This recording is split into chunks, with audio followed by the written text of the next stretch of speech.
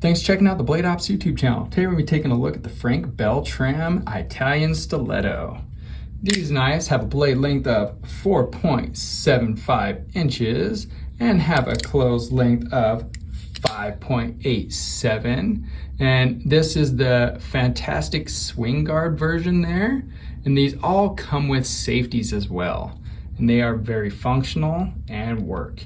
Now these things fire out like rockets.